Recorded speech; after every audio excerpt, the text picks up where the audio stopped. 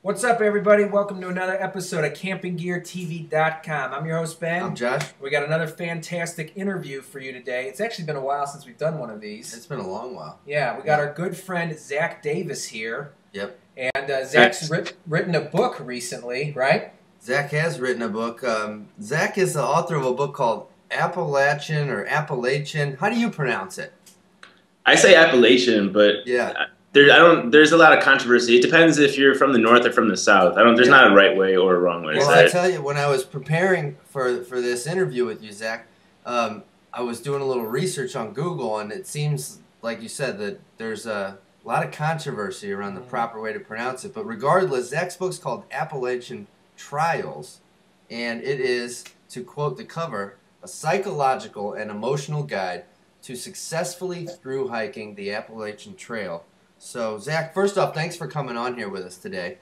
Yeah, man. Thanks for having me. I really appreciate it. Yeah, you bet. And so your website is AppalachianTrials.com, and I know you got a blog and a lot of other stuff, and we'll get into that. But for everybody who might not be familiar, tell us a little bit about who you are and why you're here on the show today. Yeah, sure. So I'm the last person who should have done something like through hiking the Appalachian Trail. For those who are not familiar, the Appalachian Trail is a trail that extends all the way from Georgia to Maine. The year that I hiked it, it was 2,181 miles. But just to give you a little bit of my backstory, I was living in San Diego. I was self-employed doing digital marketing. And I was working like 70, 80 hours a week, and I just burned myself out.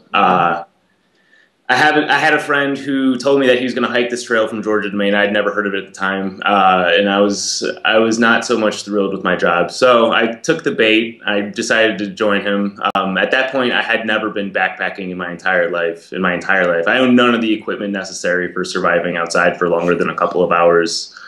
But yeah, so I figured it was a nice change of pace. It'd be a fun challenge. So I joined him. The trail has a 70% failure rate, meaning that 7 out of 10 people who try to make it all the way end up dropping off. Oh, wow. And along the way, I witnessed like a lot of people who were dropping off. I noticed that there were a lot of common themes for why they were dropping off. Okay. And it had nothing to do with the reasons that people were nervous about the trail going into it. Like a lot of people stress themselves out about sending themselves supplies or having the right gear or going into the trail in like perfect physical condition. Those are none of the reasons why people fall off. It's, as you can imagine, living outside for a half year is a, can I swear on the show? Sure. Okay, it's a mind fuck. It definitely is a mind fuck. Like, all right. It's hard to be pulled from your normal society for a half year. So those are the reasons why people fall off the trail. So you're saying it's a lot of times more a mental thing than a physical thing, really? Totally. I mean, in the beginning it is, well, in the entire way it is a physical challenge. Sure. Like, you're walking from Georgia to Maine, but that for the majority of people, that's not why they fall off. In the beginning, it's more physical than mental, but at a certain point, you kind of hit your hiker stride, your muscles adapt to the rigors of what you're doing every single day. Yeah. And then at that point, you've been outside for 4, 5, 6 weeks, and the thrill of it sort of disappears. At that point, you just live outside, and you have to kind of adapt to that. And I think that's where a lot of people struggle. So that's the purpose of the book. Is it's kind of gearing people up for the psychological component of the trail. And yeah, until Appalachian Trials, that book had not been written. So I appreciate everyone else for having the oversight and not writing it, because it gave me something to talk about. So I'm glad you brought that up, because I wanted to ask you, there's so many books out there already about the Appalachian Trail, so why did you decide to write another book? And it sounds like maybe you're addressing some things that weren't previously out on the market. Am I hearing you right? Yeah, so I had a pretty good idea that going into the trail that the mindfuck would be the most difficult part of the trail. And the reason I knew that was because, Josh, you put me in contact with Ian Mangianardi. He's the co-founder of the website, The Dusty Camel, thedustycamel.org. Ian's a great guy. He was very forthright about the difficulties of the trail. Like he told me that you will get used to the physical battle pretty quickly. It's the redundancy, it's the loneliness, it's the homesickness. That's the hardest part. So when he told me that, it basically, it was a sea change in my approach from that point forward. Like I stopped worrying about sending myself mail drops. I sent way fewer than the majority of people do. Okay. I didn't stress over gear. I was lucky that I had Ian's help in selecting my gear, but Sure. now that I'm interacting with a lot of future through hikers, I can see that they are going through the same process where like they really, really stress every single piece of gear. I mean, gear is important, but if you want to finish the trail, you need to have a compelling answer as to why you're hiking the trail. Because there will come a point where you ask yourself that question when you're hiking through the rain. There's lightning crashing down all around you. It's hailing. Like you will ask yourself, why the hell am I doing this? And if you don't have a good answer for that question, that's how you fall off the trail. So, what was the reason for you? I had a lot of them. As I already said, I had no backpacking experience going into the trail. So I saw my outdoorsiness, my Bear Grylls-ness, if you will, as a major weakness in my life. So for me, this was an opportunity to prove to myself that I could do something like this. Yeah, it was, for me, it was a challenge. Like I knew that this would be the most difficult thing that I would ever do. And at the end of it, how did I want to remember my handling of it? So that, and I told everyone on Earth that I was going to be through hiking the Appalachian. Right. You didn't want to seem like you're copping out and going home early, right? Right. Yeah. Yeah. I followed your blog for long enough to remember a point where I thought you were out, and it had to do with the Google thing. Tell that story. Oh yeah, yeah, sure. Okay, yeah. So I did drop off the radar for a little bit there. Yeah. So for the longest time, working at Google was like my dream. Like you hear all the things about working there. You get free gourmet food, it's yoga, whatever. Yeah. So for the longest time, that was my dream, to work at Google. And so I was lucky enough. I knew a guy that worked there. He got me a phone interview before I left for the trail. It was like maybe a week before I left for the trail. Did that. I thought I bombed it because, like, obviously my head's not in the right place. Whatever. I get on the trail. 3 weeks later, I get a voicemail from the recruiter saying that they want to fly me out to Mountain View. Yeah. And that's probably where I dropped off the blog for a little while. So for the next 3 weeks, I spent that time trying to coordinate how to get from the Appalachian Trail to an airport, and then try to actually schedule like a single interview time and to be there on time in Mountain View. Yeah, I love the story you told about how you end up getting there and you're wearing a suit that's like 5 times too big for you with shoes that don't fit. Yeah, so I get out to San Francisco. I borrow my buddy Brandon's suit. He's like 6'1", 6'2". I couldn't even borrow his shoes because I have really, really like obnoxiously wide feet. I have Shrek feet, and my feet actually flattened out while on the trail. Okay. With carrying that much weight and just being on your feet all the time, your feet start to lose their arch. So my wide feet had already gotten wider. Okay. So the only shoes that I could wear into my interview were my high-tech cross trainers, which are like bright blue. So, yeah. And at that point, I had already had like 6 weeks of beard growth. I grow a pretty nasty beard. So yeah, there I am with a disgusting beard, a suit 3 sizes too big, and bright blue shoes. And, hi Google, give me a job, please. You must have stood out though from amongst the other candidates that they normally interview. So how did you end up getting back to the trail then and resuming everything? I mean, yeah. So I flew back. Luckily, I had a friend in Damascus who picked me up from the airport in Tri-Cities in Tennessee. Gotcha. But yeah, so I got back on the trail. Long story short, I passed that in-person interview, which even though I thought I bombed that one. And then I proceeded to tell everyone that I had a job with Google, and then I ended up not getting the job. Right. So,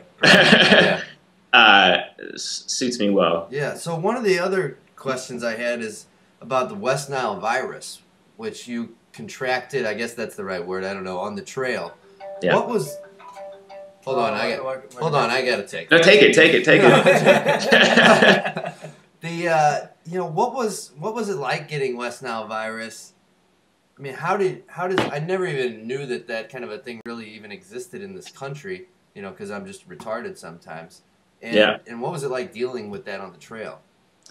Yeah, I didn't know that West Nile virus existed here either until I got it. That's the fastest way to learn that sort of thing. Sure. But I didn't even know that I had it at the time. So about 5 days or so after I got the bad news from Google, like I was distraught at that point. Yeah.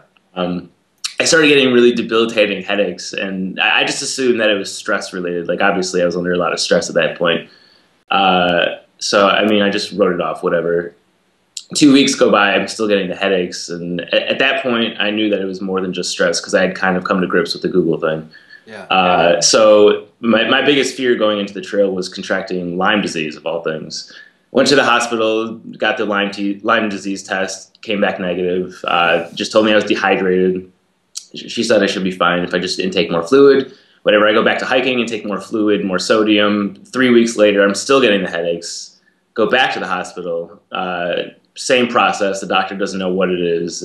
Tell me just to intake more fluid.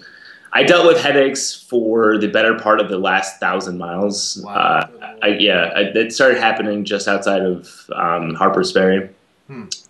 And the headaches were pretty persistent for the rest of the way. It wasn't even until I got back after the trail where a blood test revealed that I had a history of West Nile virus. So I had beaten the disease, but yeah. So it wasn't fun. I don't recommend it. I don't recommend it. No, you don't. Okay. We'll stay away from it. So on the record. There's a chapter in the book that I think is interesting, and maybe you could just share a little about it. The Virginia Blues. What is that? So the Virginia Blues, the common conception of the Virginia Blues is that, so the trail is about 2,200 miles long. Virginia is 550 of those. So Virginia is about a quarter of the entire trail. There's this conception that because you spend so much time in one state, that people start to lose their wits. There's an intrinsic reward to crossing past a state line. It's a milestone, and people really, really look forward to that. But you don't get that for a very long time when you're walking through Virginia. That and the scenery can be a little bit repetitive. Yeah. The phrase "the Virginia Blues" has been coined. It's basically a combination of those two things. It's people who go a little bit batty from spending so much time in a state where it's very repetitive scenery. All right. But that's not at all the case of what happens. I mean, because in all reality, a lot of the trail is redundant. Like, it doesn't change when you get into West Virginia. It looks the same as it did in North Carolina. Yeah. So to me, that's just a weak excuse. What the Virginia Blues really is, as I alluded to earlier, the first 3 to 5 weeks of being on the trail, like, life is batshit crazy, insane, awesome. Like, every day is an adventure, especially for people like me who are not that experienced with backpacking. Yeah. Even the times that suck, like running through a lightning storm, like, it's horrible, but it's horribly fun. Like, you get an adrenaline rush. It's like nothing you've ever experienced. But eventually, you have been through your share of lightning storms. Like, probably the 4th or 5th time you've been through a lightning storm, you stop getting that rush. It just sucks. Like, there's no thrill attached to it. Yeah. And it just so happens to coincide with people being within Virginia is when that happens. Is the thrill of the trail starts to go away. And that's when you adapt to just life of living outside. So that's where it really becomes important to have a good answer for why you're hiking the trail, because it's the end of the honeymoon phase. Like in any good relationship, like it's really exciting at first, and then you start to realize that you're your partner's faults. It's the same thing as hiking the trails. It's the end of the honeymoon. Gotcha. Now, is it true that when you write a book, because now you have written a book, you're an author, is it true that you get free Coke at strip clubs? This is embarrassing, but I have not been to a strip club since I've written a book. Oh, man. I have not heard that.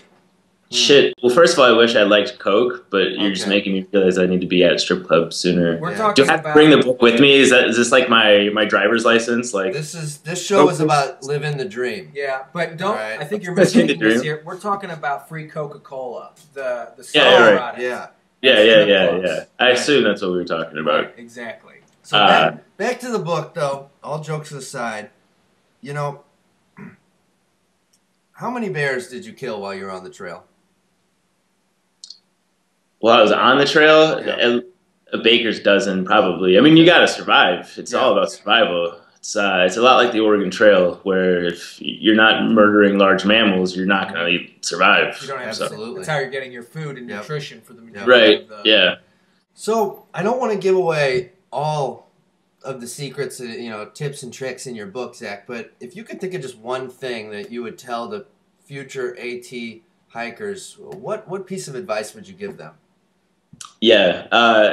So as I alluded to earlier, you have to have a great reason for why you're hiking the trail, because there's going to come a point where shit hits the fan, and you need a good reason for why you're still doing it. So I ended my hike with a guy named Wildcat. By the way, everyone on the trail gets trail names, so his legal name is not Wildcat, just for the record. That'd be badass. His legal name is actually Buck, which might be cooler, but anyway. Pretty good, too. That's pretty good. Yeah. What was your trail name, Zach? I was Badger. Okay. Oh, yeah. Keep it consistent. Yeah. But so Buck contracted Lyme disease. He got plantar fasciitis. I don't know how to pronounce it. Fasciitis. Yeah, that's the one. I'm not a doctor. Sorry. And he got pneumonia early on in the trail. So he got all three of those things, and he ended up finishing the trail. Like, he's a real badass. And good. I talked to him, and he's a lot like me. He knew this is sort of a once in a lifetime opportunity. He didn't want to like go back and look back at having quit just because it got hard. Like, to him, hiking through pneumonia. Well, obviously he didn't hike through pneumonia, but he went back on the trail after he got pneumonia. Yeah. For him, quitting would have been a lot worse than succumbing to that. So yeah.